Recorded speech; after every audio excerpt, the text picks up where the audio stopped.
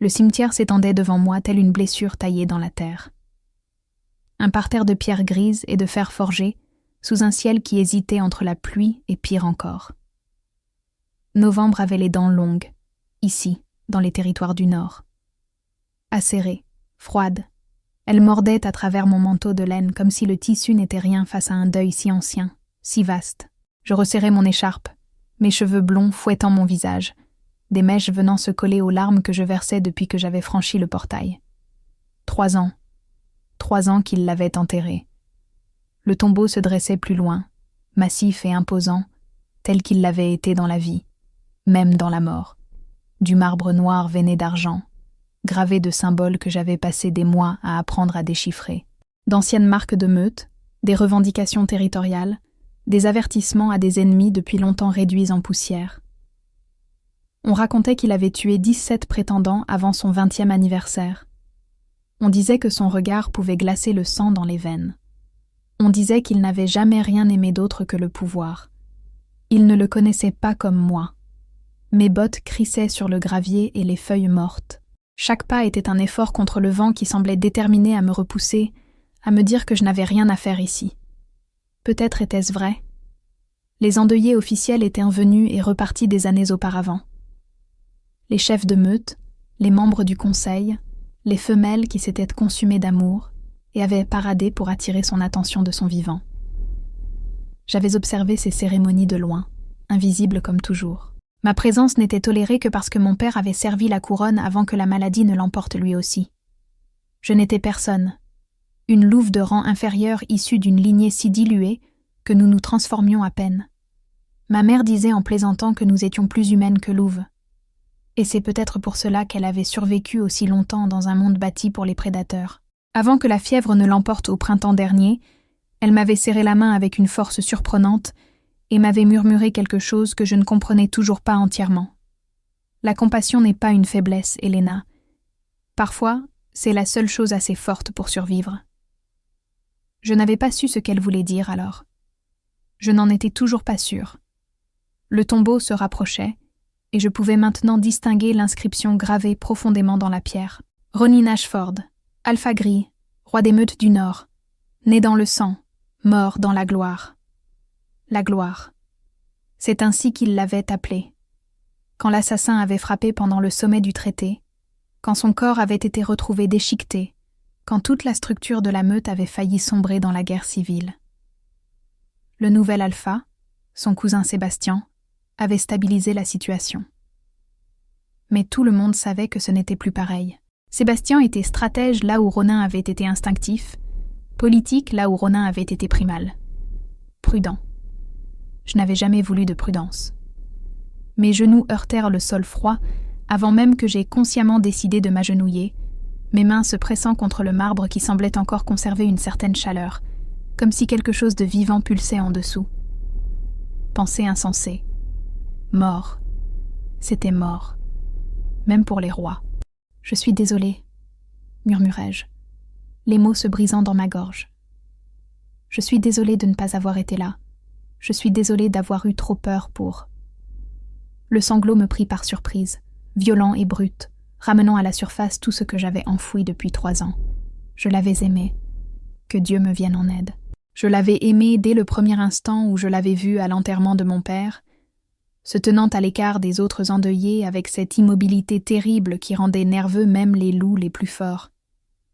Il m'avait regardé, vraiment regardé, pas à travers moi comme tout le monde, et quelque chose dans ses yeux bleus glaciers s'était fissuré juste assez pour que j'entrevoie la solitude en dessous. Nous n'avions jamais parlé, pas une seule fois. Qu'est-ce qu'un roi aurait voulu d'une personne comme moi? Mais je l'avais observé dans la grande salle lors des rassemblements de la meute. Je m'étais positionnée de manière à pouvoir le voir sans être vue, étudiant sa façon de bouger, le contrôle minutieux qu'il maintenait sur chaque geste, chaque mot. J'avais remarqué des choses que les autres manquaient.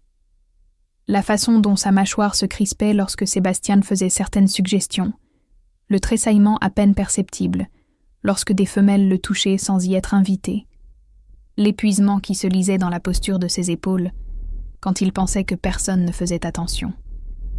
Je l'avais vu, et maintenant il n'était plus là. Je t'ai apporté quelque chose, réussis-je à dire, mes doigts tremblants fouillant la poche de mon manteau. Le petit bouquet de lavande et de sauge séchée semblait absurdement inadéquat face à la majesté de ce tombeau, de cette perte. Ma mère disait que ces herbes apportèrent la paix aux esprits tourmentés. Je pensais que peut-être... Stupide. Si stupide. Il avait été un roi, et je lui laissais des herbes sauvages, comme une offrande pathétique, à un Dieu qui n'avait jamais répondu aux prières. Je déposai tout de même le bouquet à la base du tombeau, mes doigts s'attardant sur le marbre froid. « Tu me manques » soufflai-je si bas que le vent faillit emporter les mots. « Tu me manques, et tu n'as même jamais su que j'existais. » L'air changea. C'était subtil, à peine perceptible, un changement de pression, une absence soudaine de vent, une qualité de silence qui ressemblait moins à du calme qu'à une respiration retenue. Les poils de ma nuque se hérissèrent. Ce vieil instinct que même les loups à la lignée diluée possédaient encore, hurlant que je n'étais pas seule. J'aurais dû me lever, j'aurais dû me retourner, j'aurais dû courir.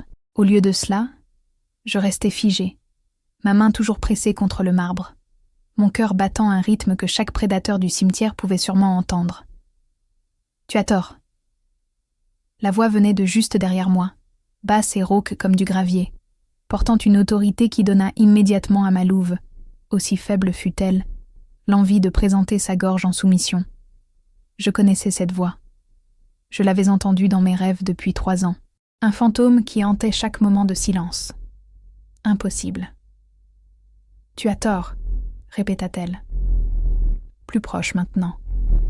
Si proche que je pouvais sentir la chaleur d'un corps dans mon dos, malgré le froid de novembre. Je savais exactement qui tu étais. Ma main quitta le marbre alors que je me tournais lentement, terrifiée à l'idée que le mouvement ne brise l'hallucination que le deuil avait conjurée. Le gravier s'enfonça dans mes genoux tandis que je pivotais, ma vision brouillée par des larmes que je ne pouvais pas chasser assez vite.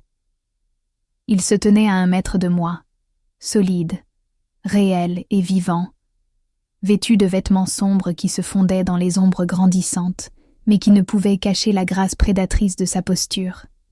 Plus grand que dans mon souvenir, plus large d'épaules, ses cheveux noirs plus longs maintenant, tombant sur ses yeux bleus glaciers qui avaient hanté ma mémoire. Ronin gris, le roi mort, bien loin d'être mort. Je ne pouvais plus respirer, ni penser. Je ne pouvais rien faire d'autre que le fixer, tandis que mon esprit essayait en vain de donner un sens à ce que je voyais. Comment ? Le mot sortit étranglé. Tu es mort. Ils t'ont enterré. Il y avait un corps. Il y avait des témoins. La meute a porté le deuil. La meute a porté le deuil d'une fiction commode. Il se rapprocha, chaque pas mesuré et délibéré. La façon dont un loup approche quelque chose de craintif et susceptible de s'enfuir. Le conseil avait besoin de stabilité. Mon cousin avait besoin de légitimité. Et j'avais besoin que tout le monde me croie partie. Pourquoi ? C'était à peine un murmure. Ma voix perdue quelque part entre le choc et un soulagement si intense qu'il en était physiquement douloureux. Sa mâchoire se contracta, ce geste familier que j'avais mémorisé de loin. Parce qu'il y avait des traîtres dans la meute, Helena, des loups de haut rang qui s'étaient habitués à la corruption, qui me voyaient comme un obstacle à leur pouvoir. La tentative d'assassinat était réelle. J'ai les cicatrices pour le prouver. Mais au lieu de mourir, je les ai laissés croire qu'ils avaient réussi pendant que j'éradiquais chaque conspirateur. Il connaissait mon nom. Il avait dit mon nom. « Tu te caches depuis 3 ans ?» demandai-je, mon esprit tourbillonnant encore, regardant la meute s'effondrer, regardant Sébastien lutter, regardant... Les mots se coincèrent, regardant les gens te pleurer. Quelque chose vacilla dans son expression. Du regret peut-être, ou une douleur soigneusement contenue. Pas tout le temps. La première année, je l'ai passée à guérir, à traquer la conspiration, à éliminer les menaces. La 2e année, je l'ai passée à reconstruire ce qu'ils avaient tenté de détruire, à établir des réseaux dont Sébastien ignore même l'existence. Et cette année, il marqua une pause, Ses yeux bleus glaciers fixés sur les miens, avec une intensité qui fit gémir ma louve, d'une manière qui n'avait rien à voir avec la soumission et tout à voir avec la reconnaissance. Cette année, j'ai décidé si la meute méritait le retour de son roi. Je trouvais d'une manière ou d'une autre le courage de demander « As-tu décidé ?» « Non. » Il s'accroupit, se mettant à mon niveau où j'étais toujours agenouillée, assez proche maintenant pour que je puisse voir les cicatrices qu'ils avaient mentionnées, de fines lignes argentées sur sa gorge, disparaissant sous son col, assez proche pour sentir son odeur. Pain et fumée, et quelque chose de plus sombre, de plus primal. Mais te regarder pleurer sur ma tombe pourrait bien m'avoir fait changer d'avis. Mon souffle se coupa. Pourquoi ? Parce qu'en 3 ans, tu es la seule personne à être venue ici pour moi. Sa voix se fit plus basse, rauque d'une émotion que je ne pouvais nommer. Pas pour le roi, pas pour un avantage politique, pas parce que le protocole l'exigeait. Tu es venu ici seul dans le froid pour pleurer quelqu'un que tout le monde a déjà oublié. Et tu as apporté... Il jeta un coup d'œil au bouquet d'herbes, quelque chose de presque tendre adoucissant les traits durs de son visage. Tu as apporté la paix à mon esprit tourmenté. Je réalisais que je pleurais toujours, les larmes coulant sur mon visage dans la lumière déclinante. Je pensais que je ne te reverrais jamais. Tu n'étais jamais censé me revoir. Il tendit la main lentement, me laissant le temps de reculer. Et quand je ne le fis pas, ses doigts effleurèrent ma joue, recueillant des larmes que je ne pouvais arrêter. Son contact brûlait, même à travers le froid. Je t'ai observée, Elena, depuis plus longtemps que tu ne le penses. Croyais-tu vraiment que je n'avais pas remarqué la fille qui se tenait dans l'ombre à chaque rassemblement, qui me regardait comme si j'étais plus qu'une arme que la meute brandissait ? J'essayais d'être invisible. Réussis-je à dire, la voix tremblante. Tu as échoué de manière spectaculaire. Le coin de sa bouche se souleva en quelque chose qui aurait pu être un sourire si les rois se souvenaient comment faire. Tu étais la seule lumière dans des pièces pleines de prédateurs. Et quand je suis mort, quand j'ai dû mourir, savoir que je ne reverrai plus jamais cette lumière était presque pire que la mort elle-même. Le monde bascula. 3 ans de deuil, de solitude, d'amour pour quelqu'un que je pensais à jamais hors de portée.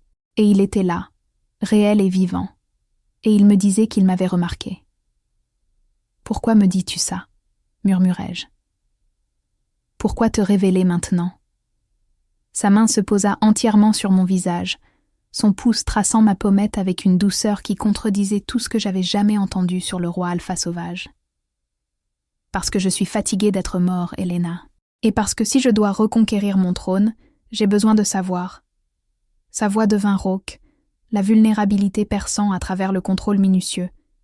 J'ai besoin de savoir si la femme qui a pleuré sur ma tombe se tiendra à mes côtés quand les vrais monstres viendront. La question resta en suspens entre nous, énorme, impossible, et pourtant inévitable. Derrière lui, le soleil perça enfin les nuages, projetant de longues ombres sur le cimetière, transformant le tombeau de marbre en quelque chose de presque beau. Je pensais aux derniers mots de ma mère. La compassion n'est pas une faiblesse. Parfois, c'est la seule chose assez forte pour survivre. Je posai ma main sur la sienne, toujours pressée contre mon visage, et sentis le frisson qui le parcourut au contact. Le puissant roi Alpha, défait par un simple contact. « Oui, » dis-je, et je vis des yeux bleus glaciers s'enflammer de quelque chose de féroce, de possessif et de terriblement vivant.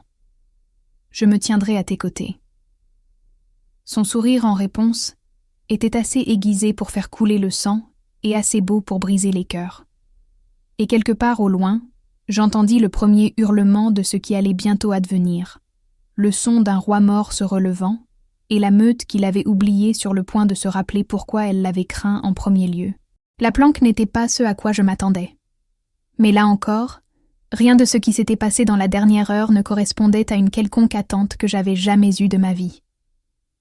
Ronin me guida à travers la forêt en silence. Sa main enroulée autour de la mienne avec une possessivité qui aurait dû m'effrayer, mais qui me parut plutôt comme une ancre dans un monde soudainement bouleversé. Nous avancions rapidement, son rythme s'adaptant à ma louve plus faible, même si je sentais son impatience, la tension contenue dans chaque ligne de son corps. 3 ans de clandestinité, d'observation, d'attente, et j'étais en quelque sorte devenu le catalyseur de la suite des événements. La cabane apparut à travers les arbres comme une image d'un rêve à moitié oublié, petite et banale, à l'exception des protections que je pouvais sentir vibrer dans l'air autour d'elle. Des sorts de protection, puissants, tissés par quelqu'un qui savait ce qu'il faisait. « Combien de personnes savent que tu es en vie ?» demandai-je, alors qu'il me guidait sur les marches en bois, sa main reposant maintenant au creux de mon dos. 4.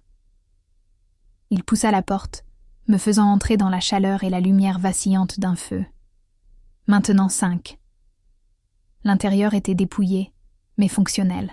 Une pièce principale avec une cheminée en pierre, un petit coin cuisine, des portes menant à ce que je supposais être une chambre et une salle de bain. Des cartes couvraient un mur, piquées d'épingles et reliées par de la ficelle rouge, formant des motifs qui ressemblaient à des théories du complot matérialisées, ce qui, je suppose, était le cas. « Assieds-toi », dit Ronin en désignant le canapé usé près du feu.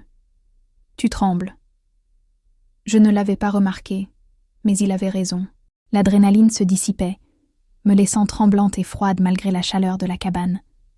Je m'enfonçais dans le canapé, le regardant se mouvoir dans l'espace avec la même grâce prédatrice qu'il avait toujours possédée, prenant des tasses, chauffant de l'eau, accomplissant des tâches domestiques qui semblaient surréalistes pour quelqu'un que je n'avais jamais vu que commander des armées. Les 4 autres, m'aventurai-je, ayant besoin de combler le silence avec autre chose que le flot de mes pensées. Qui sont-ils ? Mon second, Marcus. C'est le seul de mon ancien cercle restreint qui n'a pas été compromis. La voix de Ronin était mesurée pendant qu'il travaillait, sans me regarder. Une sorcière nommée Iris, qui a maintenu l'illusion de ma mort et guéri mes blessures. Un pisteur appelé Denver qui m'a aidé à traquer les conspirateurs. Et un spécialiste en technologie, Jude, qui nourrit Sébastien d'informations soigneusement sélectionnées depuis 2 ans. Il m'apporta du thé, plaçant la tasse chaude dans mes mains avant de s'installer sur le canapé à côté de moi, assez près pour me toucher, mais me laissant un espace dont je n'étais pas sûre de vouloir. La lumière du feu dansait sur ses traits, soulignant la nouvelle dureté qui s'y trouvait, les rides qui n'existaient pas il y a 3 ans. « Sébastien ne sait pas », demandai-je, la compréhension m'envahissant avec une torsion nauséeuse dans l'estomac. « Tu as laissé ton propre cousin te croire mort. Sébastien est un homme bon. » La mâchoire de Ronin se contracta, ce geste familier. Mais il est faible là où ça compte. Il fait des alliances avec des loups qui sourient tout en complotant sa chute.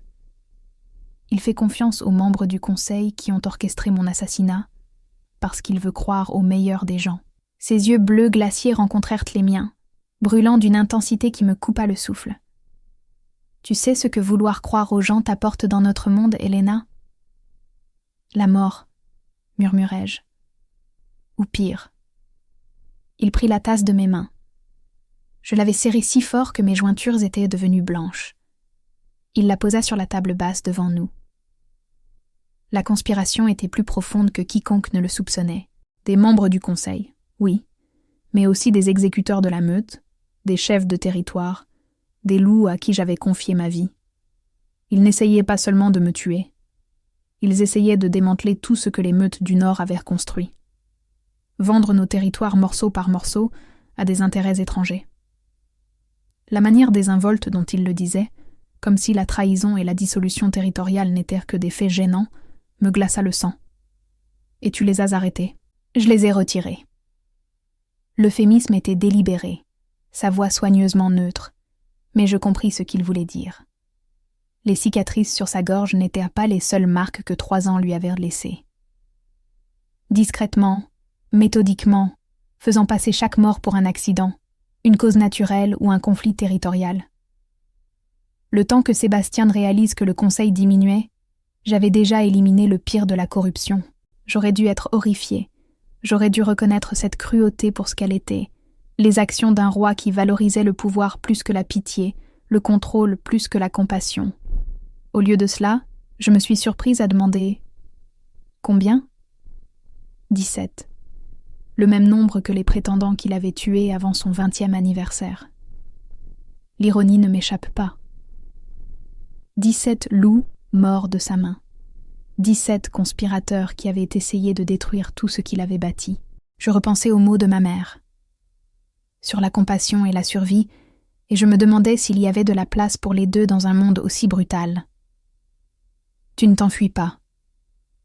L'observation de Ronin me tira de mes pensées. Il m'étudiait avec cette concentration déconcertante, comme s'il essayait de lire quelque chose écrit dans une langue qu'il avait oubliée. Tu ne regardes même pas la porte. Devrais-je ? La plupart des gens le feraient. Il se rapprocha. Le mouvement subtil, mais délibéré. L'instinct prédateur enveloppé dans un contrôle humain. Je viens de te dire que j'ai passé 3 ans à exécuter des loups en secret. Que j'ai manipulé mon propre cousin, menti à toute la meute, agi en dehors de toutes les lois que nous tenons pour sacrées. Tu devrais être terrifiée, Helena. Je croisais son regard.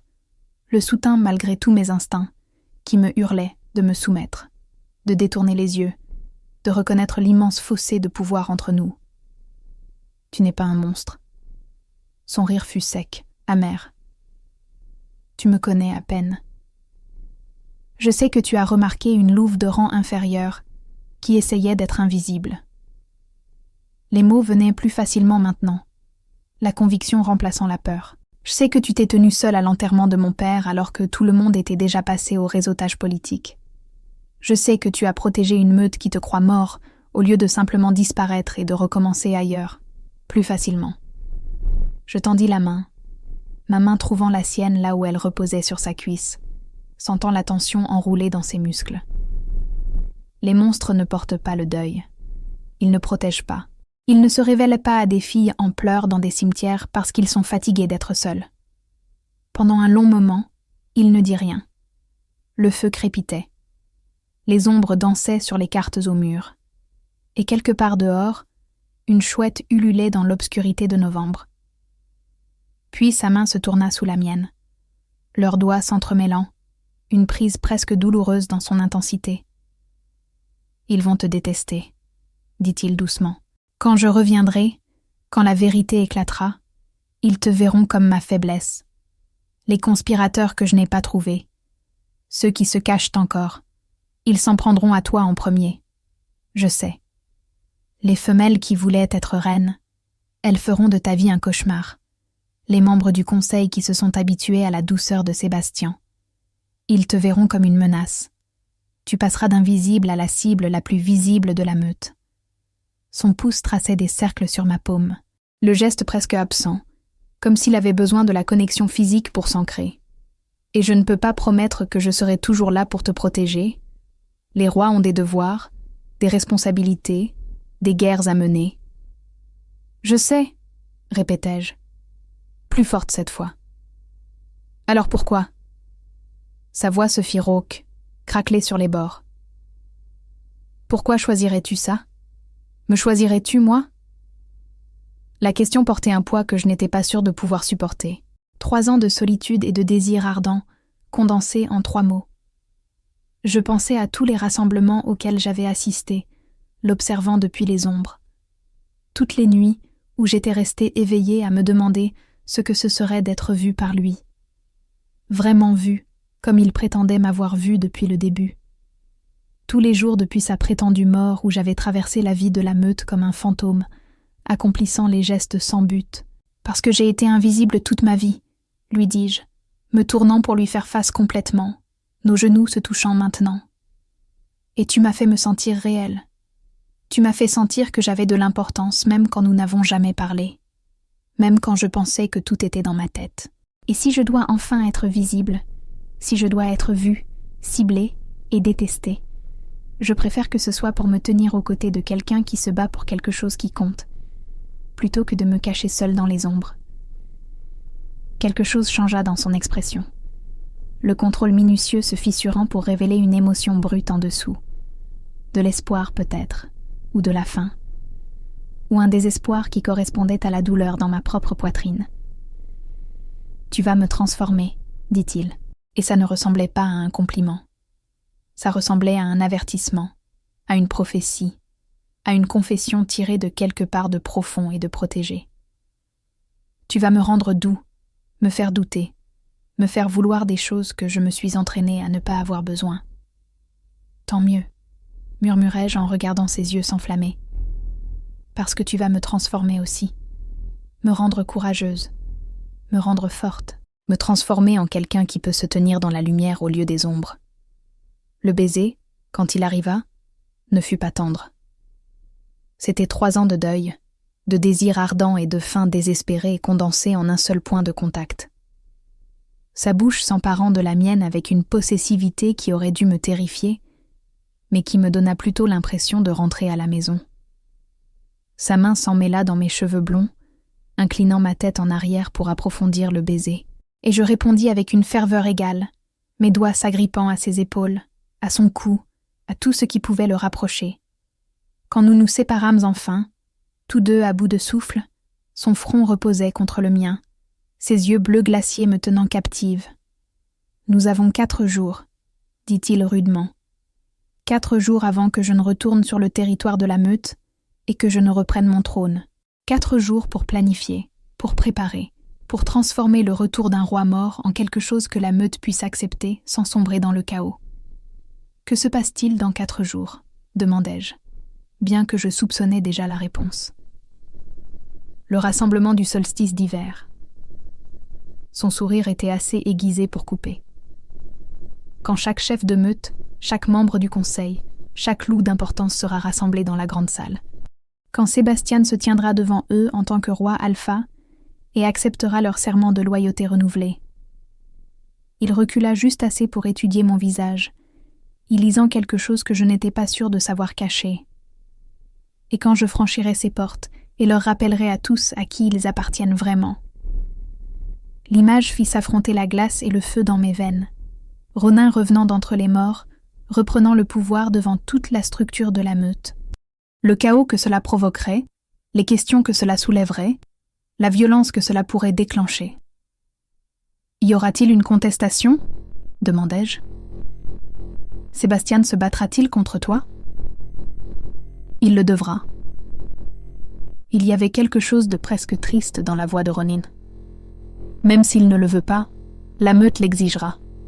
Un alpha ne peut pas simplement se retirer, pas sans paraître faible. Et la faiblesse dans notre monde, c'est la mort, terminai-je. Ou pire, acquiesça-t-il lentement. Je ne veux pas le tuer, Helena. Malgré tout, Sébastien est de la famille. Il a été un remplaçant, rien de plus. Mais s'il me défie devant la meute, si la fierté et la politique exigent du sang... Il laissa sa phrase en suspens, mais je compris ce qu'il ne disait pas. Un cousin mourrait, et la meute appartiendrait à celui qui survivrait. Alors nous ferons en sorte que ça n'arrive pas, dis-je avec plus de confiance que je n'en ressentais. Nous planifierons, nous préparerons, nous trouverons un moyen de faire de ton retour une salvation plutôt qu'une conquête. Je m'arrêtais, réalisant ce que j'avais dit. Nous, comme si j'avais mon mot à dire dans la politique de la meute, une quelconque influence sur des événements qui façonneraient le pouvoir territorial pour des générations. Mais Ronin souriait, une vraie chaleur perçant à travers la dureté pour la première fois depuis le cimetière. « Nous », approuva-t-il, et le mot sonnait comme une promesse. « À partir de maintenant. » Il se leva, m'entraînant avec lui, et me conduisit vers le mur de cartes et de fils de conspiration. « Ce sont les menaces restantes, » dit-il, pointant des épingles rouges regroupées autour de certains noms. Des loups que je n'ai pas pu confirmer comme loyaux ou traîtres. Certains sont probablement innocents. D'autres ne le sont certainement pas. Et nous avons 4 jours pour déterminer qui est qui avant que je n'entre dans une pièce remplie d'ennemis potentiels. Je fixai la toile de noms et de connexions, sentant le poids de ce que nous tentions de faire s'abattre sur moi comme une chose physique. 4 jours pour préparer une résurrection. 4 jours pour empêcher une guerre civile. 4 jours pour me transformer, d'une manière ou d'une autre, de personne invisible, en quelqu'un qui pouvait se tenir aux côtés d'un roi. « Par où commençons-nous » demandai-je. La main de Ronin trouva de nouveau la mienne. La serra une fois. Nous commençons par te préparer à ce qui vient. Parce que quand j'entrerai dans cette salle, Elena, tu entreras à mes côtés. Et j'ai besoin que tu sois assez forte pour survivre à ce qui se passera ensuite. Le feu crépita bruyamment, me faisant sursauter. Dehors, le vent s'était levé, hurlant à travers les arbres avec un son qui aurait pu être un avertissement ou une invitation, 4 jours avant que tout ne change. Je levai les yeux vers le roi mort qui n'était pas mort, vers l'homme qui m'avait vu quand je pensais être invisible, vers l'alpha qui m'avait choisi pour des raisons que je ne comprenais toujours pas entièrement. « Prépare-moi », dis-je, et son sourire en réponse promit qu'il le ferait, peu importe ce que cela nous coûterait à l'un et à l'autre. Les 3 jours suivants se sont fondus en une brume de préparation qui m'a laissée épuisée, terrifiée et d'une certaine manière plus vivante que je ne l'avais jamais été. L'idée que Ronin se faisait de me préparer impliquait bien plus que ce que j'avais prévu. Le premier matin, je me suis réveillée dans la petite chambre de la cabane. Il avait insisté pour que je la prenne pendant qu'il dormait sur le canapé, pour le trouver déjà debout. Des cartes étaient étalées sur la table de la cuisine, du café infusé avec une intensité amère qui correspondait à son expression. « Le conseil te mettra à l'épreuve », dit-il sans préambule, alors que j'émergeais, encore enveloppée dans la couverture qu'il m'avait fournie. « Pas physiquement.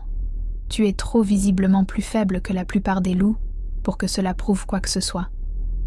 Mais ils testeront tes connaissances, ton sang-froid, ton droit de te tenir là où tu te tiendras. » Je me versai du café avec des mains tremblantes, le froid matinal de novembre s'infiltrant à travers les murs de la cabane, malgré le feu qui l'avait ravivé.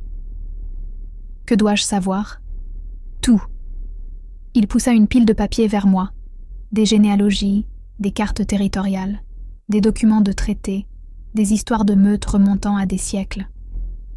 Les meutes du Nord ont des hiérarchies complexes, de vieilles rancunes, des alliances qui changent à chaque génération. Sébastien a simplifié les choses, a essayé de rendre la structure plus démocratique. Son ton indiquait clairement ce qu'il pensait de cette approche. Mais les vieux loups se souviennent de comment c'était avant. Ils s'attendront à ce que tu t'en souviennes aussi. Alors, j'ai étudié. Pendant des heures ce premier jour, Ronin m'a interrogé sur les lignées des meutes, sur quelle famille détenait quel territoire, sur le réseau complexe de dettes, d'honneurs et d'insultes qui régissait la société des loups. Sa méthode d'enseignement était implacable. Il posait une question, attendait ma réponse, puis soit hochait la tête en signe d'approbation, soit expliquait en détail pourquoi j'avais tort, et ce que la bonne réponse révélait sur la politique de la meute. La meute du croissant de lune détient les forêts de l'Est, récitai-je lors d'un de ces questionnaires rapides, la tête me battant à cause de la surcharge d'informations. Leur alpha est Vincent Cross, qui a 3 fils et 2 filles. Le fils aîné, Cameron, est fiancé à la fille de l'alpha de Silverpine, ce qui a créé une alliance qui menace l'équilibre territorial, interrompit Ronin, parce que Silverpine contrôle l'école de montagne, et le croissant de lune contrôle les routes commerciales. Ensemble, ils pourraient étrangler notre économie s'ils le voulaient. Il se pencha en arrière, m'étudiant avec cette intensité déconcertante. « Que fais-tu à ce sujet ?» balbutiai-je, mon cerveau fatigué luttant pour faire des liens. « Je ne sais pas. Les séparer d'une manière ou d'une autre, rompre les fiançailles. Trop évident. Ils le verraient venir, et cela nous ferait des ennemis des 2 meutes. » Il se leva, se dirigeant vers les cartes sur le mur avec l'énergie agitée qui semblait le consumer chaque fois qu'il restait immobile trop longtemps. « Tu crées une meilleure option. Le 2e fils, Gareth. Il est ambitieux, intelligent, actuellement gaspillé dans l'ombre de son frère. Tu l'élèves, tu lui donnes un territoire propre, taillé dans des terres neutres. Tu le rends assez puissant pour que les fiançailles de Cameron apparaissent soudainement comme un handicap pour la meute du croissant de lune plutôt qu'un atout. L'élégance de la manœuvre me fit tourner la tête. « Tu l'as déjà fait, n'est-ce pas ?» Une esquisse de sourire. « Il y a 2 ans. Gareth contrôle maintenant le passage du Nord et doit sa position entièrement à moi. Quand je reviendrai, il se souviendra de cette dette. » Ses yeux croisèrent les miens à travers le petit espace. C'est comme ça qu'on survit dans la politique de la meute, Helena. Pas par la force, mais par la stratégie. En comprenant ce que les gens veulent et en faisant de soi celui qui peut le fournir. Ou le reprendre, murmurai-je, la compréhension naissant. Où ça? Le deuxième jour, mes études s'étaient étendues au-delà des simples faits. Marcus arriva vers midi. Un loup dans la quarantaine avec des cheveux sombres striés de gris et des cicatrices qui racontèrent des histoires de batailles survécues. Il me regarda avec un scepticisme non dissimulé, son regard cataloguant chaque faiblesse avant même qu'il ait parlé. « C'est ça que tu amènes au solstice ?» demanda-t-il à Ronin, sans prendre la peine de baisser la voix ou de prétendre que je n'étais pas là. Une femelle de Baran qui a l'air de pouvoir être brisée par un coup de vent. Je me hérissai, mais la main de Ronin sur mon épaule me fit taire. « Ceci, » dit Ronin doucement, dangereusement, « est Helena Winters, et elle se tiendra à mes côtés quand je reprendrai mon trône. As-tu un problème avec ça, second ?» Le titre, prononcé avec une autorité absolue, fit se redresser instinctivement Marcus. Pendant un instant, la tension crépita entre les deux mâles, une bataille de volonté silencieuse que je ne pouvais qu'observer. Puis Marcus baissa le regard, présentant sa gorge en soumission. « Non, mon roi. »« Bien. » La main de Ronin serra mon épaule une fois avant de la relâcher. « Alors apprends-lui ce qu'elle a besoin de savoir sur les loups qui voudront sa mort. » Ce qui suivit fut peut-être plus brutal que les leçons académiques. Marcus me présenta chaque acteur majeur de la politique de la meute avec une précision clinique, détaillant non seulement leur position et allégeance, mais aussi leur vendetta personnelle, leurs faiblesses, leurs méthodes pour attaquer les menaces perçues. « Victoria Blackthorne », dit-il, pointant une photographie épinglée sur le mur de la conspiration. Une superbe louve aux cheveux de jais et aux yeux comme des flammes d'ambre. Elle voulait être reine avant la prétendue mort de Ronin. Elle est actuellement la conseillère la plus fiable de Sébastien, ce qui vous dit tout sur ses compétences politiques. Elle te verra comme une concurrente, et elle ne se bat pas loyalement. « Comment m'attaquera-t-elle » demandai-je, me forçant à étudier la photographie, à mémoriser le visage de quelqu'un qui deviendrait une ennemie. Socialement. Le ton de Marcus était factuel. Elle répandra des rumeurs, remettra en question ta lignée, fera des blagues sur le fait que Ronin a choisi la faiblesse plutôt que la force. Elle ne te défiera jamais directement, car cela te donnerait de la légitimité. Au lieu de cela, elle te fera te sentir si malvenue, si scrutée, si petite, que tu voudras disparaître par toi-même. La description me toucha de trop près. J'avais passé ma vie à essayer de disparaître, à essayer d'éviter exactement ce genre d'attention. Et comment je contre ça? Tu ne le fais pas. Ronin avait écouté d'où il travaillait sur d'autres préparatifs, mais maintenant il leva les yeux, son regard intense. Tu la laisses faire de son mieux, et tu restes là quand même. Tu souris quand elle t'insulte. Tu la remercies pour son inquiétude quand elle remet en question ta valeur.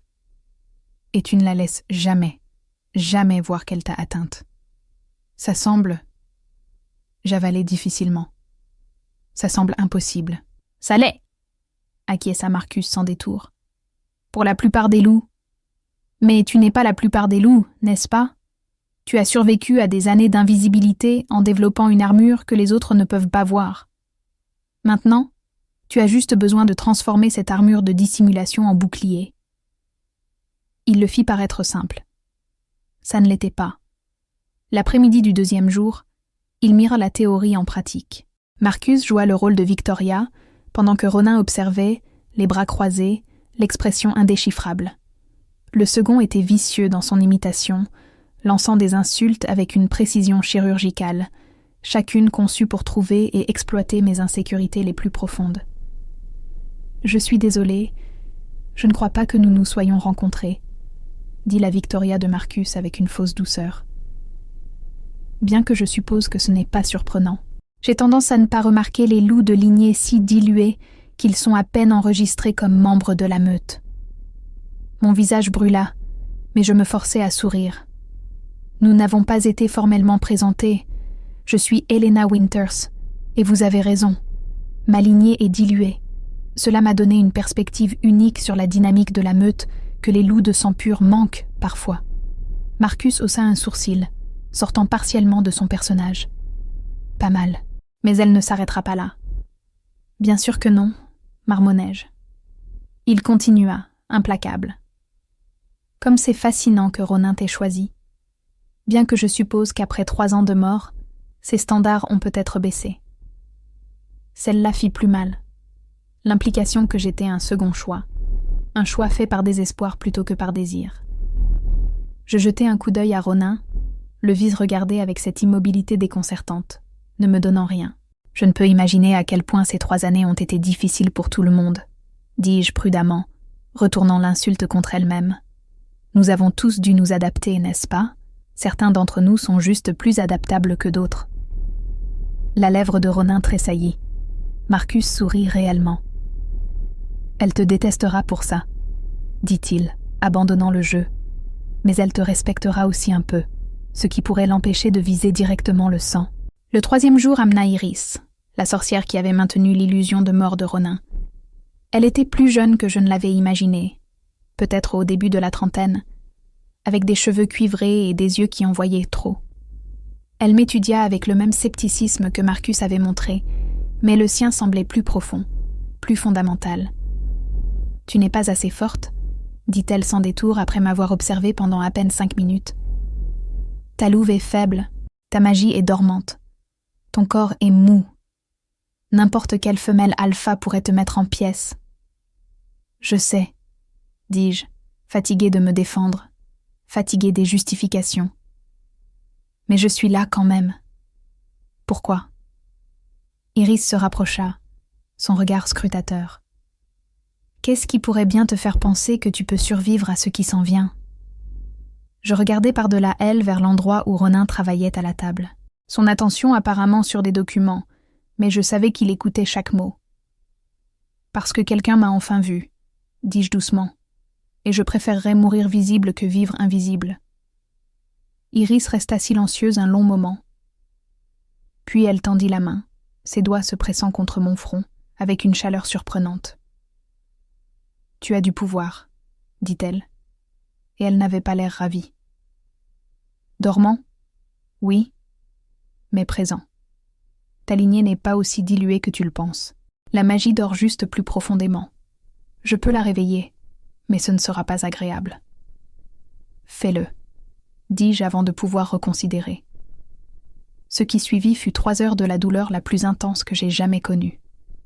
Iris travailla méthodiquement, utilisant des herbes, des chants et des contacts qui ressemblaient à du feu courant dans mes veines, brûlant les blocages qui avaient gardé ma louve petite et ma magie cachée.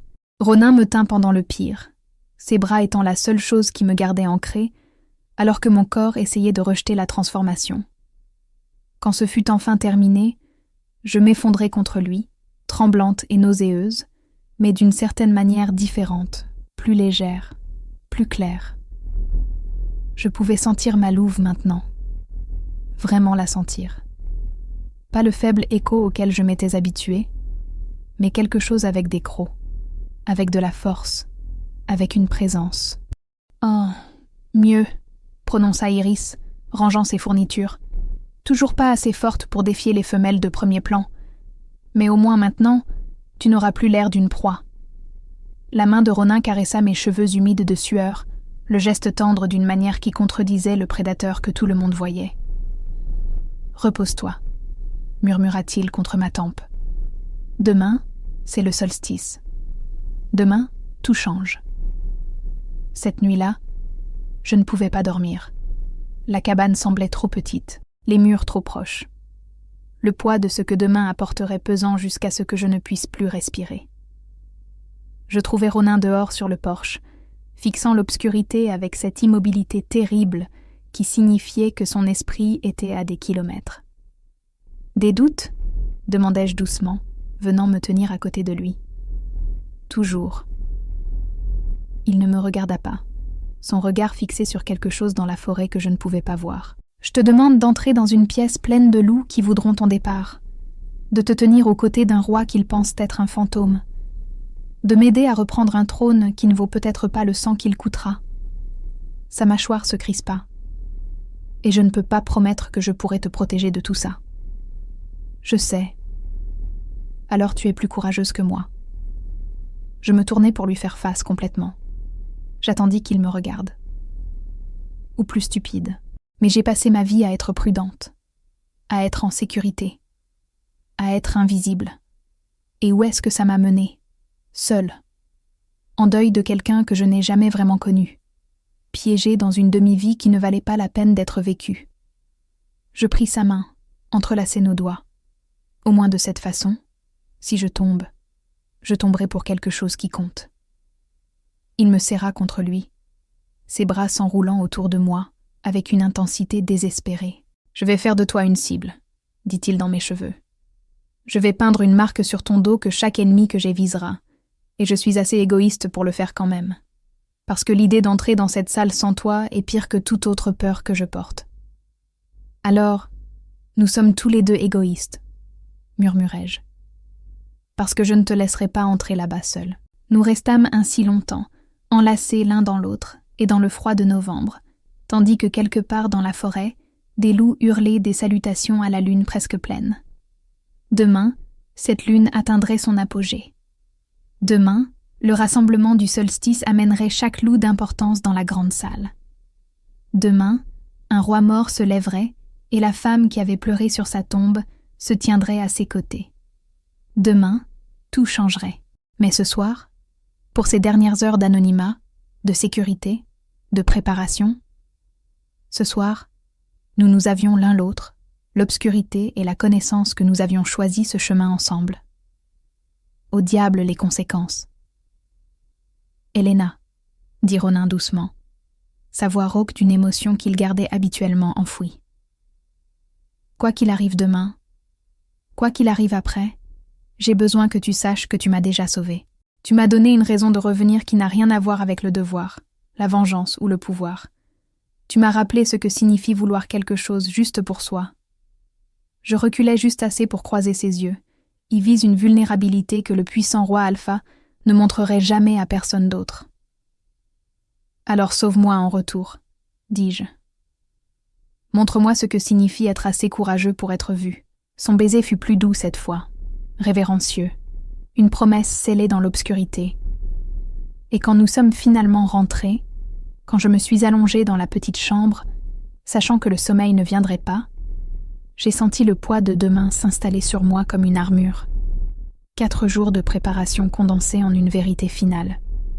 J'étais sur le point de devenir soit une reine, soit une histoire édifiante. Quoi qu'il en soit, je ne serai plus jamais invisible. La grande salle flamboyait de lumière et de vie. Chaque torche allumée, chaque surface polie à la perfection pour le rassemblement du solstice d'hiver. Je me tenais dans l'ombre de l'entrée latérale avec Ronin, Marcus nous flanquant comme un gardien silencieux, et j'essayais de me souvenir comment respirer. À travers la porte entr'ouverte, je pouvais voir des centaines de loups entassés dans l'espace massif, des alphas et leurs partenaires, des membres du conseil dans leurs robes de cérémonie, des exécuteurs positionnés stratégiquement autour du périmètre, des membres de la meute de rang inférieur remplissant les galeries supérieures. L'air vibrait de puissance et d'anticipation. L'énergie collective de tant de prédateurs en un seul endroit faisait gémir nerveusement ma louve nouvellement éveillée. « Sébastien parlera en premier », murmura Ronin, sa main posée au creux de mon dos, m'ancrant. Il acceptera les serments renouvelés, remerciera la meute pour sa loyauté, fera des promesses sur l'avenir, cérémonie de solstice standard. Nous attendons qu'il ait fini, que le moment soit complet. Ses yeux bleus glaciers croisèrent les miens dans le couloir sombre. « Alors nous entrons, et le monde s'arrête », murmurai-je. Sa lèvre se tordit. « Ou recommence ». À l'intérieur, Sébastien avait pris place sur l'estrade au centre de la salle, se tenant sous l'ancienne bannière de la meute, un loup argenté sur fond noir, les yeux rehaussés de saphir qui captaient la lumière des torches. Il avait l'allure d'un roi alpha, je devais le lui accorder. Grand, imposant, ses cheveux blonds foncés parfaitement coiffés, sa tenue de cérémonie soulignant ses larges épaules et l'autorité soigneusement cultivée qu'il avait bâtie en 3 ans. Mais à ses côtés se tenait Victoria Blackthorne, resplendissante dans un pourpre profond qui la faisait ressembler à une flamme vivante, et la manière possessive dont la main de Sébastien effleurait parfois son bras racontait une histoire que j'ignorais. Ils sont ensemble, soufflai-je, la compréhension naissant. C'est pour ça qu'elle est sa plus proche conseillère. Depuis 2 ans maintenant, confirma Ronin, sa voix soigneusement neutre, ce qui complique les choses. Elle ne défendra pas seulement sa propre position quand nous entrerons. Elle défendra la sienne. Marcus se pencha plus près. Le conseil n'approuve pas. Il voit ça comme une faiblesse. Un alpha influencé par un beau visage. Mais Sébastien ne changera pas d'avis sur ce point. Je regardai Victoria sourire à Sébastien, y vis une affection véritable sous le calcul politique et sentis quelque chose se tordre dans ma poitrine. Ils étaient amoureux et nous étions sur le point de détruire leur monde. « Est-ce qu'il mérite ça ?» demandai-je doucement, pas sûre de vouloir la réponse. Sébastien a été un bon alpha, n'est-ce pas? A maintenu la paix, entretenu les alliances, évité la guerre. Il a été un administrateur compétent, dit Ronin, son ton soulignant clairement la distinction. Mais les bons alphas ne laissent pas les traîtres infiltrer leurs conseils. Ils ne créent pas de vulnérabilité par des attachements émotionnels. Il s'arrêta, la mâchoire crispée. Ils ne laissent pas leur meute s'amollir. À l'intérieur, Sébastien avait commencé à parler, sa voix portant facilement à travers l'acoustique de la salle. « il y a 3 ans, nous avons perdu notre roi. Il y a 3 ans, les meutes du Nord ont fait face à leur heure la plus sombre, et beaucoup pensèrent que nous ne survivrions pas. La foule murmura son accord. Une vague de deuil remémorée parcourant les loups assemblés. Mais nous avons survécu, continua Sébastien, sa voix se renforçant. Nous nous sommes adaptés. Nous avons reconstruit. Nous avons prouvé que la force ne vient pas d'un seul loup, aussi puissant soit-il, mais de la meute unie. Et ce soir, en cette nuit la plus longue, je me tiens devant vous pour dire que notre avenir est radieux, nos territoires sécurisés, nos alliances solides. » Des applaudissements remplirent la salle, sincères et chaleureux. Ces loups croyaient en lui. Ils l'avaient suivi à travers la crise et en étaient sortis intacts. Nous allons leur briser le cœur, dis-je, la prise de conscience s'abattant sur moi comme de l'eau glacée. La main de Ronin se resserra sur mon dos. Nous allons leur sauver la vie. La douceur de Sébastien a créé des vulnérabilités qu'ils ne voient même pas. Les intérêts étrangers qui ont essayé d'acheter nos territoires n'ont pas abandonné. Ils sont juste devenus plus discrets, plus insidieux. Dans 1 an, peut-être 2, ils posséderont assez de membres du Conseil pour voter l'éviction de Sébastien. Ou pire. Son regard était de fer. Je ne laisserai pas ça arriver. Marcus consulta sa montre. 2 minutes. Les serments suivent, puis la bénédiction de clôture. Après ça, nous leur rappelons à qui ils appartiennent vraiment, termina Ronin. Mon cœur battait la chamade contre mes côtes, alors que je regardais Sébastien accepter le premier serment. Un alpha territorial s'approchant de l'estrade pour prêter allégeance et promettre ses ressources. Un par un, d'autres suivirent. Le rituel ancien, sacré, contraignant. À chaque serment prononcé, je sentais le poids de ce que nous étions sur le point d'interrompre s'alourdir. Ce n'étaient pas seulement des déclarations politiques. C'étaient des loups engageant leur vie, leur famille, leur avenir à l'alpha en qui ils croyaient. Et nous étions sur le point de leur dire que tout était basé sur un mensonge. « Je ne peux pas faire ça », murmurai-je, la panique montant. « Ronin, je ne peux pas. » Il se tourna complètement vers moi, ses mains venant encadrer mon visage, me forçant à croiser ses yeux. « Si, tu le peux, parce qu'il ne s'agit pas de détruire ce que Sébastien a construit. Il s'agit de le protéger. Ces loups méritent un roi assez fort pour voir les menaces qu'il ne peut pas voir, assez impitoyable pour les éliminer avant qu'elles ne frappent, assez puissant pour que les intérêts étrangers n'essaient même pas. » Son pouce effleura ma pommette. Et ils méritent une reine assez courageuse pour se tenir dans la lumière, même quand il serait plus facile de se cacher. « Je ne suis pas une reine, protestai-je. Pas encore, Son sourire était vif, dangereux, magnifique. Mais tu le seras. À l'intérieur, le dernier serment était prononcé. La voix d'un membre âgé du conseil tremblant d'émotion alors qu'il prêtait allégeance jusqu'à la mort. La foule était silencieuse, respectueuse, la solennité du moment tenant tout le monde en haleine. « Maintenant » dit Ronin. Marcus poussa la porte complètement, le mouvement et le son soudain attirant immédiatement l'attention. Les conversations s'éteignirent en plein milieu, les têtes se tournèrent, et dans ce silence choqué, Ronin Gray fit son retour dans un monde qu'il avait pleuré comme mort. Il se déplaçait avec la même grâce prédatrice dont je me souvenais, mais il y avait quelque chose de plus maintenant, une autorité si absolue qu'elle semblait plier l'air même autour de lui. Les loups s'écartaient instinctivement, créant un chemin vers l'estrade où Sébastien se tenait figé, son visage passant par le choc, l'incrédulité, et quelque chose qui aurait pu être de la joie avant que le calcul politique ne prenne le dessus. Je suivais à 2 pas derrière et à la droite de Ronin, la position que Marcus m'avait fait répéter, assez proche pour montrer l'unité, assez loin pour montrer le respect de sa dominance.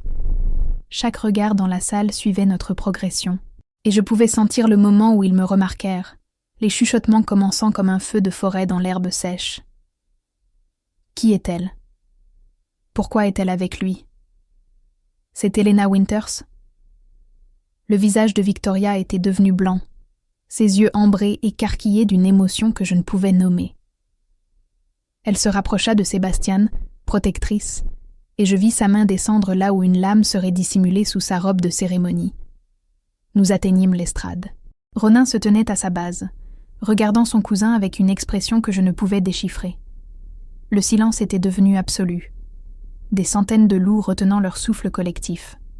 « Bonjour, Sébastien », dit Ronin, sa voix portant sans effort à travers la salle. « J'espère que je ne suis pas trop en retard pour renouveler mon propre serment. » Le choc se brisa comme un barrage. Des voix éclatèrent de tous les coins. Des questions, des accusations, des exigences d'explications. Plusieurs loups se transformèrent partiellement, l'instinct prenant le dessus sur le contrôle, l'air se remplissant de l'odeur de l'agression et de la peur. Sébastien leva une main, et progressivement le bruit diminua. Son visage s'était figé dans une neutralité prudente, mais je pouvais voir son esprit travailler frénétiquement derrière ses yeux. « Ronin, » dit-il, et sa voix ne trembla que légèrement.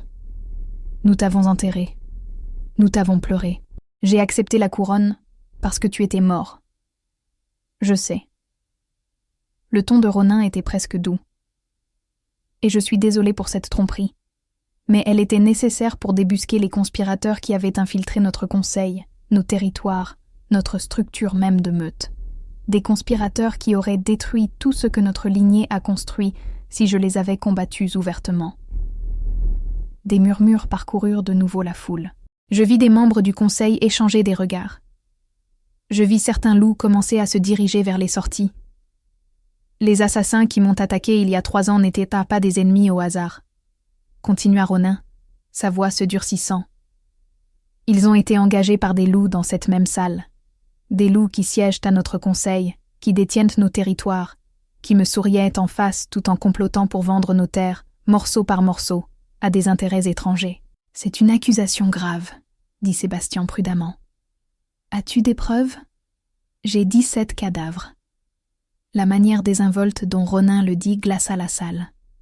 17 conspirateurs que j'ai traqués, confrontés et éliminés au cours des 3 dernières années. Leurs crimes sont documentés, leurs confessions enregistrées, leurs trahisons incontestables. Il sortit un dossier de l'intérieur de son manteau, le leva. Tout est là. Nom, date, transaction, preuve de l'or étranger échangé contre un accès territorial. La main de Sébastien trembla alors qu'il tendait la main pour le dossier. Mais avant qu'il ne puisse le prendre, Victoria bougea, sa lame soudainement visible, son corps se positionnant entre Sébastien et Ronin avec une grâce létale.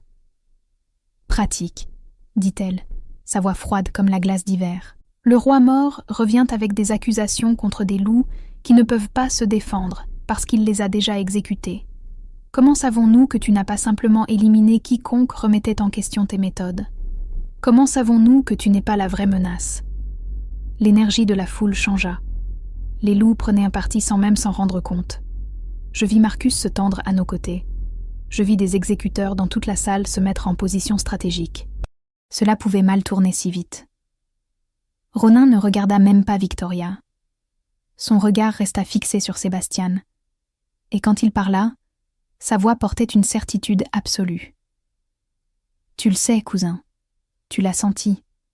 Les mauvais choix qu'on te poussait à faire, les conseils qui servaient les intérêts des autres au lieu de ceux des meutes, la pression subtile pour faire des alliances qui affaiblissaient plutôt qu'elles ne renforçaient notre position. » Il fit une pause. « Tu es un homme bon, Sébastien, mais les hommes bons ne font pas toujours de grands rois. » Le visage de Sébastien se décomposa légèrement, la douleur perçant à travers le masque politique.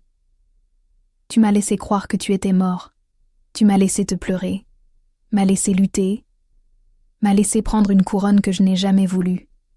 Tout ça pendant que tu jouais au bourreau et au juge. »« Oui, » dit simplement Ronin, « parce que la meute avait besoin d'un roi qu'elle pouvait voir pendant que je chassais les monstres qu'elle ne pouvait pas, et parce que j'avais besoin de savoir qui resterait loyal quand le loup le plus fort serait parti. » Son regard balaya la salle, cataloguant chaque visage, chaque réaction. Certains d'entre vous ont prouvé leur honneur, d'autres. Ses yeux se posèrent sur des loups spécifiques dispersés dans la foule, et j'en vis plusieurs tressaillir. D'autres ont révélé exactement ce que vous valiez.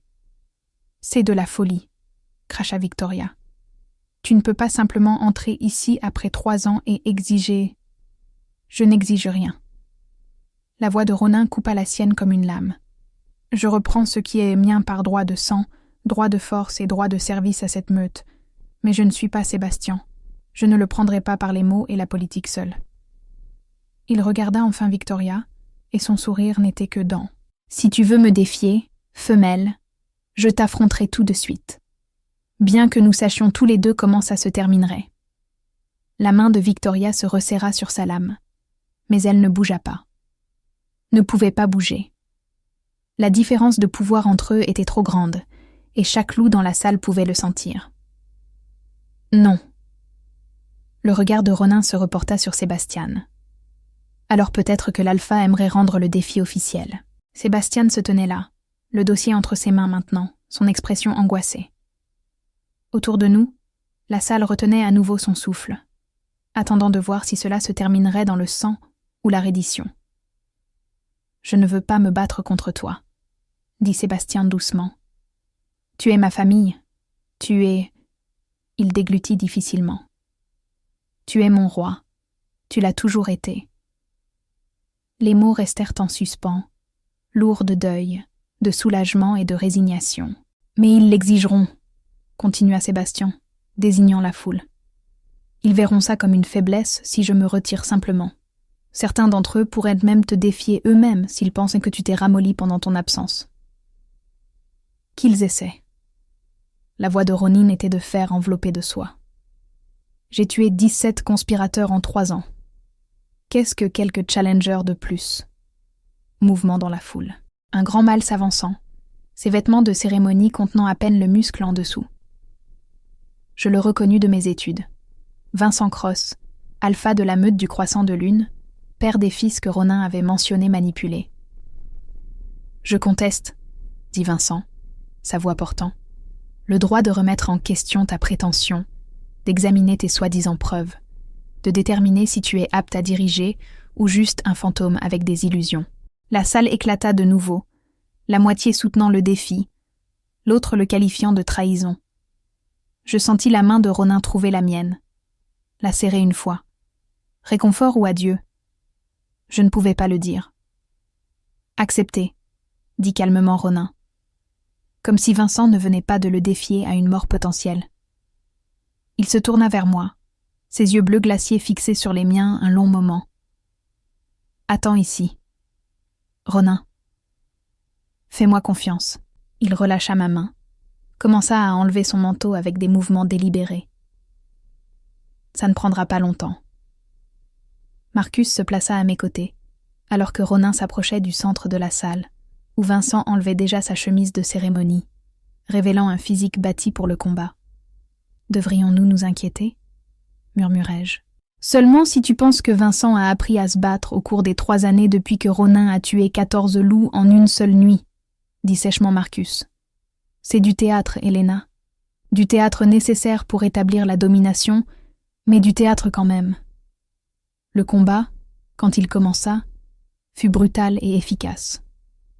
Vincent se jeta en avant avec la confiance d'un loup qui avait gagné des dizaines de défis. Sa taille et sa force étaient des avantages évidents. Mais Ronin se déplaçait comme l'eau, comme l'ombre, comme quelque chose qui existait entre les secondes. Il évitait les attaques de Vincent avec un effort minimal, ne prenant même pas la peine de contre-attaquer, jusqu'à ce que le loup plus grand soit à bout de souffle, la frustration le rendant négligent. Alors Ronin frappa. J'avais lu sur son style de combat, entendu les histoires, mais en être témoin était tout autre chose. 3 mouvements. Une feinte, un coup à la gorge qui n'a pas tout à fait touché, mais a fait tressaillir Vincent, et un balayage qui a envoyé le loup plus grand s'écraser sur le sol en pierre, avec assez de force pour le fissurer. La main de Ronin s'enroula autour de la gorge de Vincent, les griffes sorties juste assez pour tracer de fines lignes de cramoisie, ses yeux flamboyants d'une domination qui fit baisser instinctivement le regard de chaque loup dans la salle. « Soumets-toi », dit doucement Ronin, « ou meurs. Choisis vite. » La réponse de Vincent fut un hoquet étranglé de reddition, sa gorge s'offrant complètement dans une soumission qui ne pouvait être mal interprétée.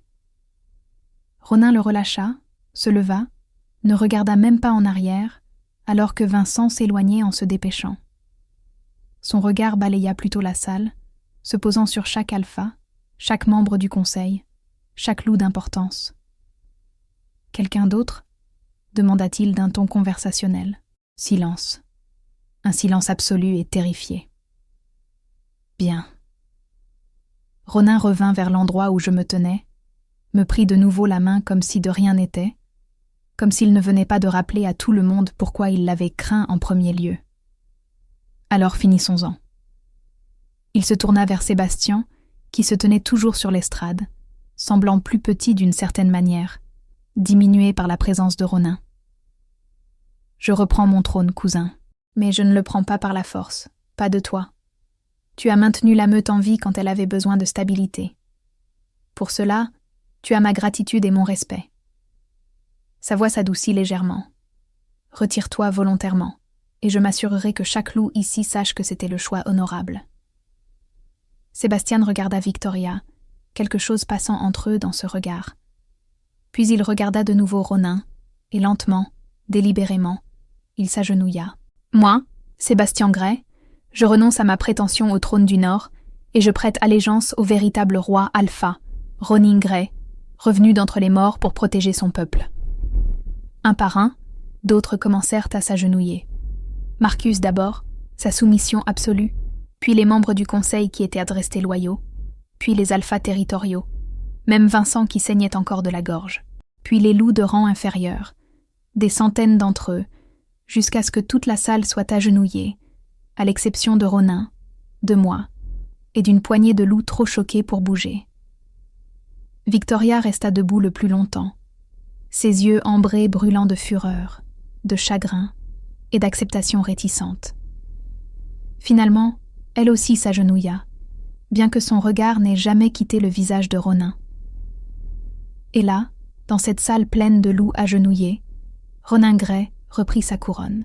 Il baissa les yeux vers moi, toujours debout parce qu'il n'avait pas lâché ma main. Ne m'avait pas laissé m'agenouiller avec les autres. « Et maintenant, dit-il, sa voix portant à travers la salle silencieuse, je vous présente votre reine. » Les mots restèrent en suspens dans l'air comme une force physique, et je sentis chaque regard dans la salle se tourner vers moi. Vraiment me voir, peut-être pour la première fois. Non pas la louve invisible de Baran qui avait hanté les bords des rassemblements, mais la femme debout à côté de leur roi revenu. Élevée à une position qui ferait de moi soit une vénérée, soit une détruite. Ma louve nouvellement éveillée s'agita, incertaine, mais ne se recroquevillant plus. Le pouvoir qu'Iris avait débloqué vibrait sous ma peau. Pas assez fort pour défier les femelles dominantes dans cette salle, mais assez pour me maintenir debout quand chaque instinct hurlait de m'agenouiller de me cacher, de disparaître de nouveau dans la sécurité de l'invisibilité. Mais j'avais promis à Ronin que je serais assez courageuse pour être vue. Alors je levai le menton, affrontai les regards, et sentis quelque chose changer en moi. La transformation finale de l'ombre à la lumière, du caché au visible, de personne à quelqu'un qui comptait. Victoria fut la première à parler, sa voix tranchant le silence comme une lame. « Tu ne peux pas être sérieux. » Elle s'était relevée, la bienséance abandonnée au profit d'une incrédulité brute. Elle fait à peine partie de la meute, Ronin. Sa lignée est si diluée qu'elle peut à peine se transformer. Quelle qualification possible a-t-elle pour être reine? Elle m'a vue quand j'étais invisible, dit simplement Ronin, sa main toujours enroulée autour de la mienne. Elle m'a pleuré quand tout le monde était passé à autre chose, et elle a choisi de se tenir à mes côtés, sachant exactement ce que cela lui coûterait. Ses yeux bleus glaciers balayèrent la salle. C'est plus de qualification que la lignée, où la force ne pourrait jamais en fournir. C'est du sentimentalisme, rétorqua Victoria, bien que j'aie entendu le tremblement sous sa colère. La peur peut-être de perdre tout ce qu'elle avait construit. Les reines doivent être fortes, politiques, capables de compassion, l'interrompis-je, me surprenant par la fermeté de ma voix. Chaque tête pivota vers moi, et je sentis le poids de leur attention comme une chose physique. Vous avez raison de dire que je ne suis pas forte. Vous avez raison de dire que ma lignée est faible, que je peux à peine me transformer, que selon les normes traditionnelles, je n'ai rien à faire ici. Je fis une pause, puisant du courage dans la pression de la main de Ronin. Mais j'ai passé toute ma vie à observer cette meute depuis les ombres. J'ai vu des choses que les loups au pouvoir manquent parce qu'ils sont trop occupés à maintenir leur domination pour remarquer les vulnérabilités en dessous. J'ai vu mon père s'épuiser à servir un roi qui reconnaissait à peine son existence, et j'ai appris que la loyauté compte plus que la reconnaissance. J'ai regardé ma mère mourir lentement, abandonnée par une meute qui valorise la force plutôt que le soin, et j'ai appris que la compassion n'est pas une faiblesse. Parfois, c'est la seule chose qui nous garde humains. Mon regard trouva Sébastien, puis Victoria. Et j'ai regardé de bons loups faire de leur mieux, tout en étant minés par des traîtres en qui ils avaient confiance. Et j'ai appris que voir clairement vaut plus que de se battre férocement. Le silence qui suivit semblait différent, contemplatif plutôt qu'hostile, bien que l'expression de Victoria soit restée orageuse. De très belles paroles, dit-elle. Mais les paroles ne protègent pas les territoires, ne gagnent pas les batailles et ne gardent pas la meute en sécurité quand les ennemis arrivent. Non, acquiesça Ronin. C'est moi qui fais ça. Elena fait quelque chose d'aussi important. Elle me rappelle pourquoi ces territoires, ces batailles, cette sécurité ont réellement de l'importance. Il relâcha ma main, se tournant pour faire face aux loups assemblés avec l'autorité absolue d'un roi qui n'avait jamais vraiment cessé de régner. Pendant 3 ans, j'ai vécu dans l'ombre, chassant des monstres, éliminant des menaces. Et j'étais bon à ça, efficace, impitoyable. Mais je devenais aussi la chose même que je combattais. Un loup qui valorisait le pouvoir plus que les gens, qui voyait les membres de la meute comme des atouts ou des passifs au lieu de vie valant la peine d'être protégés. Sa voix s'adoucit très légèrement. Elena m'a rappelé pourquoi je me battais. Pas pour le pouvoir, pas pour la domination, pas même pour la justice, mais pour la chance de construire quelque chose où les loups comme son père sont honorés pour leur loyauté, où les loups comme sa mère ne sont pas laissés à mourir seuls, où la force et la compassion peuvent coexister au lieu d'être considérés comme des opposés. Il se retourna vers moi, et l'expression sur son visage me coupa le souffle.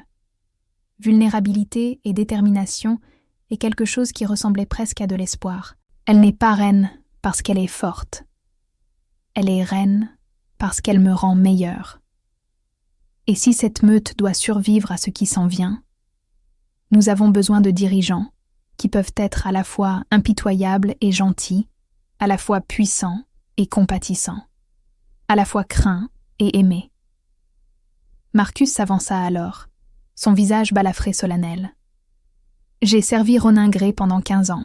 Je l'ai vu tuer sans hésitation, régner sans pitié et éliminer les menaces avant qu'elles ne se forment complètement. et je n'ai jamais remis en question sa force ou son engagement envers cette meute. Il me regarda, quelque chose de presque approbateur dans les yeux. Mais en 3 jours avec Helena Winters, je l'ai vue devenir quelque chose de plus qu'une arme. Si elle peut faire ça, si elle peut rappeler à notre roi son humanité sans diminuer son pouvoir, alors elle est exactement la reine dont nous avons besoin. Un par un, d'autres commencèrent à parler. Gareth Cross, le 2e fils que Ronin avait élevé, promettant son soutien avec un calcul évident d'avantages politiques. Des membres du conseil qui étaient restés loyaux pendant la conspiration, exprimant leur soulagement que leur roi soit revenu. Même certains des loups de rang inférieur, leur voix hésitante mais sincère, parlant de fois où je les avais aidés, remarqués, leur avaient montré de la gentillesse quand tout le monde les ignorait. J'avais pensé être invisible, mais apparemment, certaines personnes m'avaient observé depuis le début. Sébastien fut le dernier à parler, se relevant de son agenouillement avec la main de Victoria dans la sienne, leurs doigts entrelacés dans un geste qui parlait de solidarité et de deuil partagé. « Ronin, je ne prétendrai pas que cela ne fait pas mal. Je ne prétendrai pas que je ne suis pas en colère à propos de la tromperie, des années à te croire mort, du fardeau d'une couronne que je n'ai jamais voulu. » Sa voix se fit rauque. « Mais je ne peux pas non plus prétendre que tu as tort à propos des conspirateurs, de mes faiblesses, de ce dont la meute a besoin. » Il me regarda alors, vraiment, et je vis de la compréhension dans ses yeux. « Helena, je suis désolée pour chaque fois où je t'ai ignorée, chaque rassemblement où tu es passé inaperçu, chaque moment où la meute n'a pas su apprécier ce que tu offrais. Si tu peux pardonner cela, si tu peux aider Ronin à construire quelque chose de mieux que ce que nous avions, alors tu as mon soutien. » Le visage de Victoria était angoissé, déchiré entre la loyauté envers Sébastien et sa propre fierté blessée. Finalement, elle parla, sa voix tendue, mais contrôlée. « Je n'aime pas ça. Je ne t'aime pas, » dit-elle en me regardant droit dans les yeux. « Mais Sébastien a raison. La meute t'a fait défaut, à toi et au loup, comme toi. Peut-être, » elle déglutit difficilement, « peut-être que c'est quelque chose qui vaut la peine d'être changé. » Ce n'était pas une acceptation, mais c'était un début. La cérémonie officielle qui suivit se déroula dans un flou. Ronin reprenant officiellement son trône. Moi, présentée comme sa reine choisie. Les serments renouvelés, avec une nouvelle compréhension de ce qu'ils signifiaient. Au moment où le rassemblement se dispersa enfin, près de l'aube, j'étais épuisée, submergée, et toujours pas entièrement convaincue de ne pas avoir rêvé toute la nuit. Mais la main de Ronin resta solide dans la mienne, alors que nous quittions la grande salle. Marcus nous frayant un chemin à travers des loups qui nous regardaient maintenant avec un mélange d'admiration, de peur et d'espoir prudent. « Où allons-nous » demandai-je alors qu'il me conduisait non pas vers la maison principale de la meute, mais vers les sentiers forestiers que j'avais arpentés seul tant de fois. « Quelque part où nous pouvons enfin respirer, » dit-il.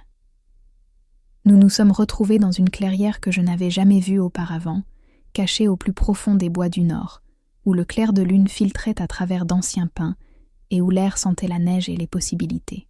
Une petite cabane se dressait là, plus grande que la planque, mais toujours intime. De la fumée s'élevait déjà de sa cheminée. J'ai demandé à Marcus de la préparer, expliqua Ronnie en m'entraînant à l'intérieur, où la chaleur et la lumière du feu attendaient. J'ai pensé qu'après tout ça, nous pourrions avoir besoin d'un endroit qui soit juste à nous. Pas de politique, pas de dynamique de meute, pas de regard épiant chaque mouvement. Je regardais autour de moi l'espace, des meubles confortables, une cuisine approvisionnée, une chambre visible à travers une porte ouverte, et sentis quelque chose se détendre dans ma poitrine.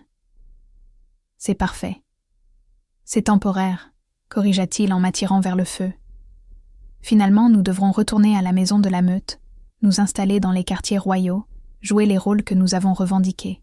Mais pour ce soir, pour les prochains jours, je veux juste être Ronin et Helena. Pas le roi et la reine, pas l'alpha et l'oméga, juste nous. Terminai-je, comprenant parfaitement. Il me prit le visage entre ses mains, ses pouces traçant mes pommettes avec une douceur qui me surprenait encore. « Tu as été magnifique ce soir. courageuse, honnête et forte d'une manière qui n'a rien à voir avec la domination ou le pouvoir. Te regarder te tenir là, refusant de te cacher, refusant de t'excuser pour ce que tu es. Sa voix se brisa. Je n'ai jamais été plus fière de quelqu'un de ma vie. Des larmes me brûlèrent les yeux. Mais c'étaient de bonnes larmes. Des larmes purificatrices. La libération de 3 ans de deuil, de peur et de solitude trouvant enfin leur chemin. J'étais terrifiée. Je sais. Il embrassa mon front, mes tempes, les larmes qui coulaient sur mes joues. Mais tu es resté debout quand même. C'est ça, le vrai courage. Pas l'absence de peur, mais le choix d'agir malgré elle. Je le serrai plus fort, enfouis mon visage dans son cou, respirai son odeur de pain, de fumée et de sécurité. Que se passe-t-il maintenant? Maintenant? Ses bras se resserrèrent autour de moi. Maintenant, nous nous reposons. Demain, nous commençons le vrai travail. Reconstruire le conseil, renforcer nos alliances, éradiquer les menaces restantes. Nous affronterons le ressentiment de Victoria et les looks traditionnels qui pensent que j'ai fait une erreur. Nous naviguerons dans la politique de la meute et les conflits territoriaux, et probablement une 12aine de défis à nos 2 positions. Ça a l'air épuisant, murmurai-je contre sa peau. Ça le sera. Il recula juste assez pour croiser mes yeux, et son sourire était sincère, chaleureux, l'expression d'un homme qui avait enfin trouvé quelque chose qui valait la peine de sourire. Mais nous y ferons face ensemble, et quand ça deviendra trop écrasant, quand la politique, les jeux de pouvoir et les attentes deviendront trop importants, nous reviendrons ici, à cet endroit où nous sommes juste nous. Juste 2 loups qui se sont trouvés dans un cimetière et ont décidé d'être assez courageux pour être vus. Je l'embrassai alors, versant 3 ans de désir, de deuil et d'espoir dans ce contact. Et il répondit avec une intensité égale, ses mains s'en mêlant dans mes cheveux blonds, son corps se pressant contre le mien avec un besoin désespéré qui n'avait rien à voir avec la domination et tout à voir avec la connexion. Quand nous nous séparâmes enfin, tous 2 à bout de souffle, il posa son front contre le mien. « Je t'aime », dit-il. Les mots simples et dévastateurs. Je t'aimais quand je t'observais à travers les salles bondées. Je t'aimais quand j'ai dû te laisser en croyant que j'étais mort. Et je t'aime maintenant pour être assez courageuse pour te tenir dans la lumière avec moi. Je t'aime aussi, murmurai-je en retour, la vérité de ces mots remplissant chaque vide en moi. Même quand tu n'étais qu'un fantôme hantant mes souvenirs, même quand aimer signifiait pleurer quelqu'un que je n'avais jamais vraiment connu, même maintenant, quand aimer signifie devenir visible pour des loups qui veulent mon départ. « Ils apprendront, » dit-il férocement. « Ils apprendront que tu ne vas nulle part, que tu es ma reine, mon égale, ma partenaire dans tout ce qui compte. Et quiconque te menace apprendra exactement pourquoi les loups craignaient autrefois Ronin Grey. » La possessivité aurait dû me déranger. Au lieu de cela, elle me parut comme une protection, comme le fait d'être assez valorisée pour que quelqu'un se batte pour mon droit d'exister dans des espaces dont j'avais toujours été exclue. Nous restâmes ainsi longtemps, enlacés l'un dans l'autre, et dans la lumière du feu, tandis que dehors, la nuit du solstice d'hiver cédait lentement la place à l'aube. La plus longue nuit de l'année se terminait, la lumière revenait, de nouveaux commencements émergeant des ténèbres. Je pensais aux mots de ma mère, sur la compassion assez forte pour survivre. Je pensais à la loyauté de mon père, aux loups invisibles enfin vus, au pouvoir de choisir le courage plutôt que la sécurité.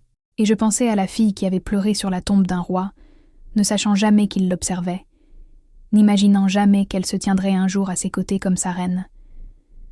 Cette fille était partie maintenant, transformée en quelqu'un qui pouvait affronter le ressentiment de Victoria, l'examen du conseil et les attentes de la meute sans broncher. Quelqu'un qui comprenait qu'être vu signifiait être vulnérable, mais que la vulnérabilité honnêtement exprimée était sa propre forme de force. « Helena » murmura Ronin, m'entraînant vers la chambre avec une douce insistance. « Repose-toi. Demain, nous affronterons la meute en tant que leur roi et leur reine. Mais ce soir, nous sommes juste à nous. » Je le laissai me guider. le laisser me tenir alors que nous nous allongions ensemble dans le lit moelleux, ses bras enroulés autour de moi comme un bouclier contre tout ce qui attendait à l'extérieur de cette cabane. Ce moment, cette paix parfaite et temporaire. Un merci, murmurai-je dans l'obscurité. De m'avoir vu, de m'avoir donné de l'importance. Tu as toujours eu de l'importance, dit-il contre mes cheveux. Je t'ai juste donné une scène assez grande pour que tout le monde remarque ce que j'avais vu depuis le début. Et alors que le sommeil s'emparait enfin de moi, en sécurité, au chaud et aimé d'une manière que je n'avais jamais imaginée possible, je souris. La fille invisible était devenue une reine, et le roi mort était revenu à la vie. Ensemble, nous affronterions tout ce qui viendrait, la politique et les défis, et les loups qui ne nous accepteraient jamais. Mais nous y ferions face en tant qu'égaux, en tant que partenaires, en tant que deux personnes qui s'étaient choisies, malgré toutes les raisons de ne pas le faire. Le solstice d'hiver était passé. La plus longue nuit était terminée. Et avec l'aube vint la promesse de quelque chose qu'aucun de nous n'avait cru possible. Un avenir où la force et la compassion coexisteraient, où être vu signifiait être valorisé, où l'amour était assez puissant pour transformer les rois, les reines et des meutes entières. Ce ne serait pas facile. Rien de valable ne l'est jamais. Mais se tenir dans la lumière aux côtés de quelqu'un qui m'aimait pour exactement qui j'étais, cela valait chaque défi, chaque menace, chaque moment de peur. Cela valait tout.